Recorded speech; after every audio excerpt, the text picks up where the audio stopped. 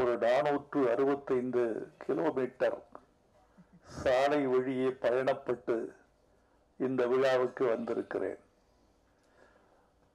அது ஒரு சாதனை அல்ல, கடமை அல்லது பொறுப்பு என்று நினைக்கிறேன். பொறுப்பு ஏன் என்றால், கௌதமன் எங்கள் சமகாலத்தில் மதிக்கத்தக்க ஒரு இயக்குனர் மற்றும் சமரசமில்லாத ஒரு போராளி. கலைத்துறையில் தமிழ் இன உணர்வோடும் மொழி உணர்வோடும் இயங்குகிறவர்கள் சிலர். அதிலும் அந்த இன உணர்வையும் மொழி உணர்வையும் வணிகத்துக்காக பயன்படுத்துகிறவர்கள் பலர். அந்த வணிக நோக்கம் இரண்டாம் பட்சமாகவும் லட்சிய நோக்கம் முதல் பட்சமாகவும் திகழ வேண்டும் என்று தன்னை அர்ப்பணித்துக் கொண்டு அதற்காகவே தன்னை கரைத்துக் கொண்டிருக்கிற இயக்குனர் கௌதமன் எனக்கு பிடிக்கும். என் சகோதரன், என் இளைய தம்பி என்று நான் கௌதமனை கொண்டாடுவேன். அதனால் கௌதமன் வெற்றி பெற வேண்டும். அவர் படைப்புக்கு அவர் இட்டிருக்கிற உழைப்பு கொண்டாடப்பட வேண்டும் என்பதற்காக நான் வந்திருக்கிறேன். நான் இந்த விழாவில் வந்து பேசுவதனாலோ அவர் பெருமைகளை இங்கு உச்சி புகந்து உகந்து பாராட்டுவதனாலோ இந்த படத்திற்கு பெரு வெற்றி கிடைத்துவிடும் என்று நான் நினைக்கவில்லை. இந்த படத்தின் வெற்றியில் எனக்கும் பங்கிருக்கிறது என்று சொல்லிவிட்டு போகவே நான் வந்தேன். மற்றபடி ஒரு படத்தின் வெற்றி என்பது இந்த மாதிரி விழாக்களால் தீர்மானிக்கப்படுவதல்ல. இந்த மாதிரி ஒரு பத்திரிகை சந்திப்புகளால் மட்டுமே தீர்மானிக்கப்படுவதல்ல. இன்றைக்கு திரைப்பட உலகத்தினுடைய நோக்கும் போக்கும் ரொம்ப துன்பப்படுகிற நிலையில் இருக்கிறது என்பதை நீங்கள் அறிவீர்கள். எனக்கு முன்னாலே பேசிய தயாரிப்பாளர் நண்பர் ஒரு அழகான கருத்தை சொன்னார். 200 படங்கள் வெளிவருகிற பொழுது 10 படங்கள் தான் வன்முறையற்று இருக்கின்றன என்ற கருத்தை சொன்னார். இன்னொரு கருத்தையும் அதன் உட்பொதி பொருளாக நீங்கள் சொல்லி இருக்க வேண்டும். அதை நான் சொல்கிறேன்.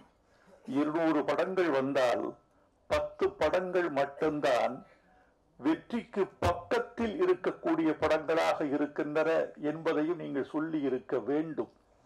அதற்கு என்ன காரணம் என்று நீங்கள் யோசித்து பார்த்தால், படையாண்ட மாவீரனுடைய கதையையும் திரைக்கதையையும் வாழ்வியலையும் அதன் வெளியீட்டையும் நீங்கள் தொடர்புபடுத்தி அதை உணர முடியும் என்று நான் நினைக்கிறேன். படையாண்ட மாவீரனுக்கு ஒரு பெரிய பலம் இருக்கிறது. அந்த பலத்தை சொல்வதற்கு முன்னால் நிகழ்கால படங்கள் பலவற்றின் பலவீனத்தை நான் சொல்ல வேண்டியவராக இருக்கிறேன். அந்த பலவீனங்கள் ஒன்றிரண்டல்ல. நம்மிடையே மிகப்பெரிய நடிகர்கள் இருக்கிறார்கள், மிகப்பெரிய தயாரிப்பாளர்கள் இருந்தார்கள், இன்னும் இருக்கிறார்கள், மிகப்பெரிய ஒளிப்பதிவாளர்கள் இருக்கிறார்கள், மிகப்பெரிய தொழில்நுட்ப வல்லுநர்கள் இருக்கிறார்கள். ஆசியாவின் சிறந்த திரையரங்குகள் தமிழ்நாட்டில் இருக்கின்றன. இவ்வளவு இருந்தும் படங்கள் 200 படங்களில் ஏன் 10 படங்கள் மட்டுமே ஓடுகின்றன?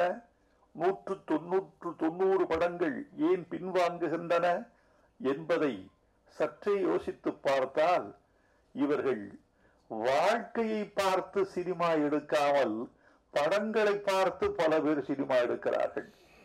படம் என்பது பிம்பம், வாழ்க்கை என்பது நிஜம். இரத்தமும் கண்ணீரும் வேர்வையும் கலந்த ஒரு உண்மையான பிம்பம்தான் வாழ்க்கை. அந்த வாழ்க்கையிலிருந்து நீ உன்னை கடந்து போன வாழ்க்கை, நீ தொட்ட வாழ்க்கை, நீ துன்புற்ற வாழ்க்கை, உன்னை துன்பப்படுத்திய வாழ்க்கை, அல்லது சக மனிதனை துன்புறுத்தி சென்ற வாழ்க்கை, இவற்றை நீ படமாக எடுத்தால் ஒரு கனெக்டிவிட்டி, ஒரு தொடர்பு தன்மை இருக்கும் ரசிகனுக்கும் திரைக்கும் இடையில் அந்த தொடர்பு தன்மை அருந்து போனதனால், அந்நியப்பட்டு போனதனால், வாழ்க்கையோடு சம்பந்தமில்லாமல் போனதனால் பல படங்கள் அந்நியப்பட்டு போய்விட்டன என்று நான் நினைக்கிறேன். இன்னொரு முக்கியமான செய்தி, தங்கர் பச்சான் போன்ற தீவிரமான திரைக்காதலர்கள் அறிவார்கள். தமிழ்நாட்டில் தமிழர்கள் 8 கோடி மக்கள் இருக்கிறார்கள். 6 கோடி பேர் இருந்த பொழுது ஒரு 75 விழுக்காட்டு மக்கள் திரைப்படம் பார்த்தார்கள். 7 கோடி பேர் வருகிற பொழுது அது 60% குறைந்து விட்டது.